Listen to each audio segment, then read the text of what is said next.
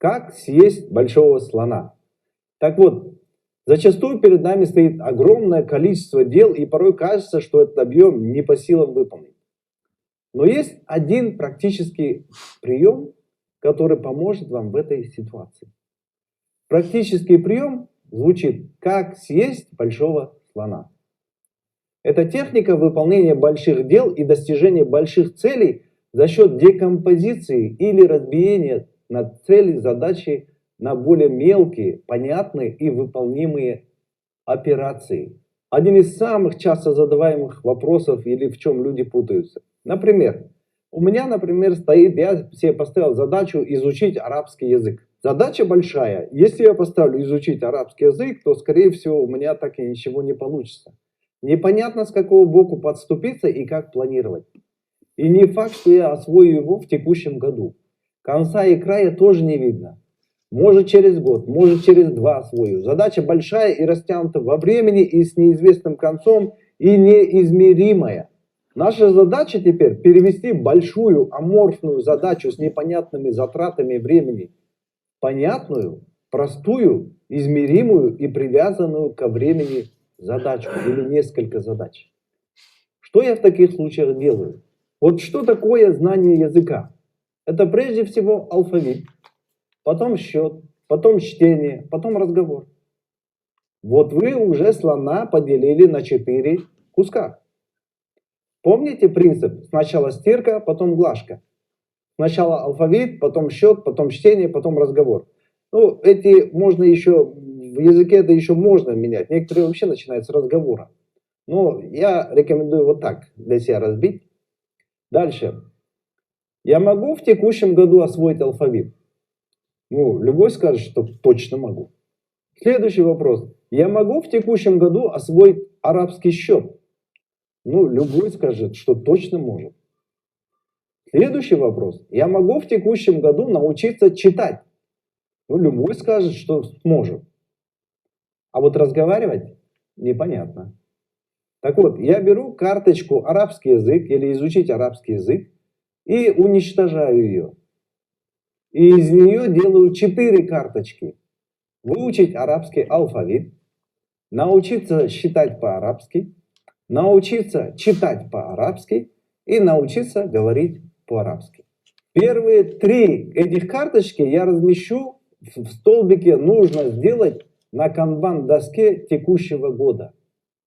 А научиться говорить по-арабски я кидаю на канбан-доску следующего года. Дальше, как я делю слона? Я беру задачу выучить арабский алфавит. Что я могу сделать из алфавита в январе?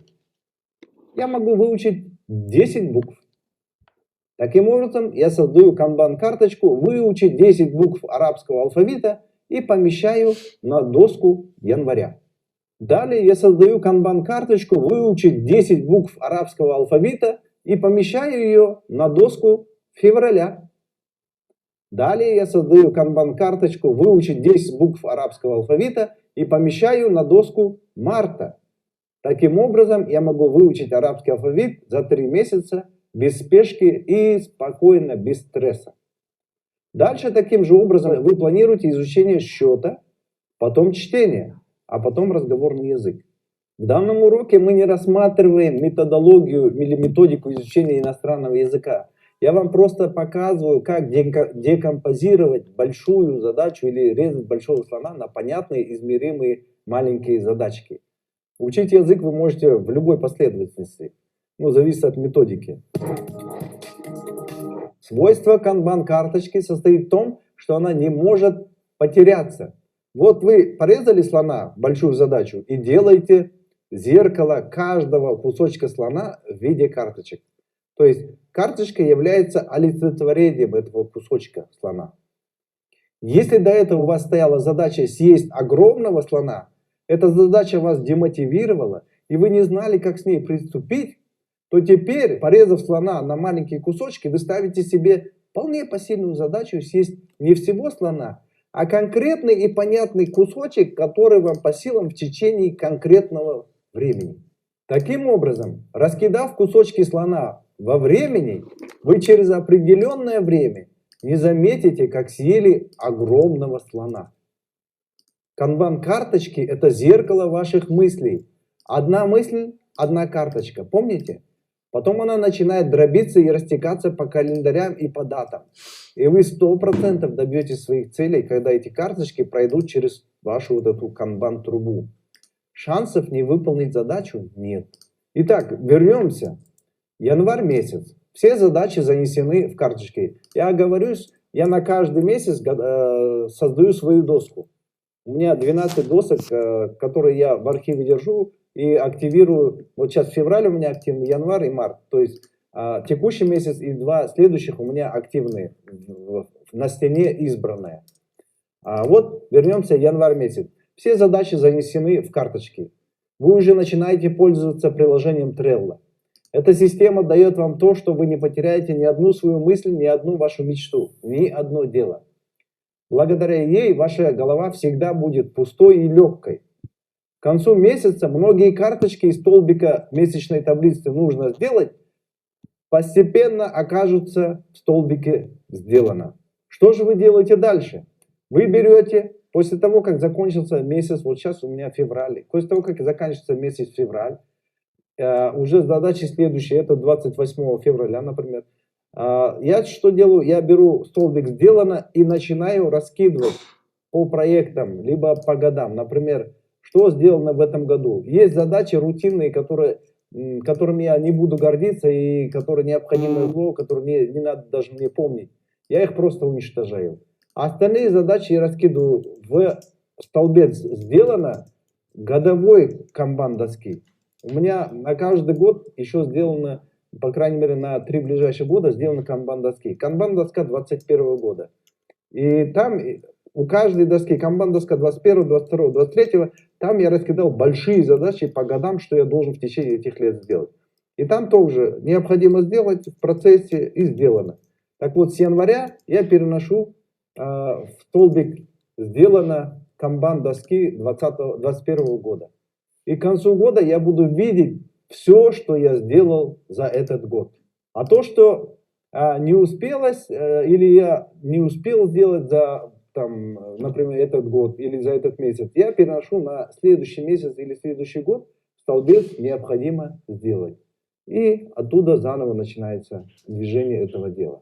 С каждым месяцем вы будете видеть, сколько дел вы завершили. С каждым днем, с каждым месяцем, с каждой неделей, с каждым годом вы физически ощущаете, как ваши мечты превращаются в вашу реальность.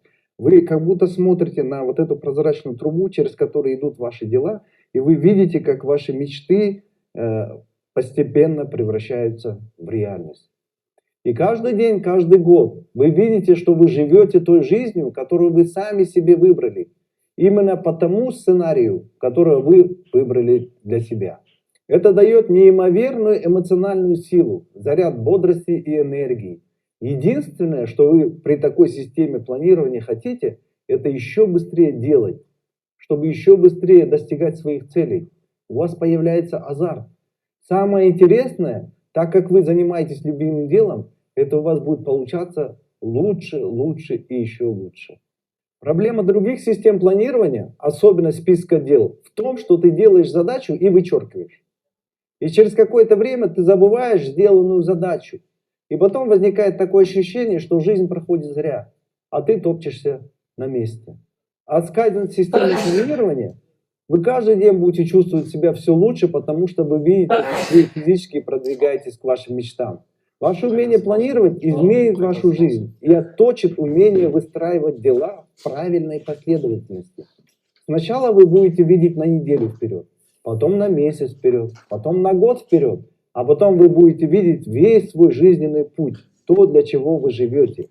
И это вам даст еще один слой счастья. Эта система планирования даст вам ощущение контроля над своей жизнью, потому что вы знаете, откуда приходят события. Предположим, вы живете обычной жизнью, потом раз, срочно нужно что-то сделать.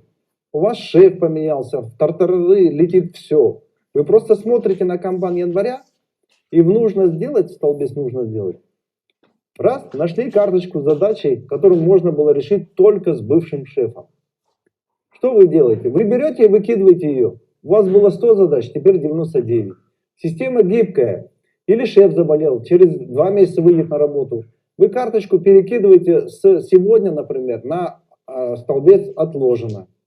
Или переносите на карточку на канбан марта. То есть вы с карточкой можете производить любые операции.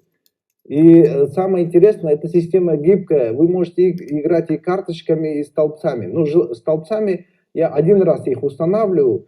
У меня каждый месяц с фиксированными столбцами. Но с карточками вы можете производить любые операции. Это очень и очень гибкая система. Поэтому применяйте эту систему и, извлекая пользу из этого урока, режьте большого слона на маленькие кусочки. И маленькие кусочки кушайте ровно тогда, когда нужно. И только время вам покажет, как вы быстро и эффективно скушаете этого слона.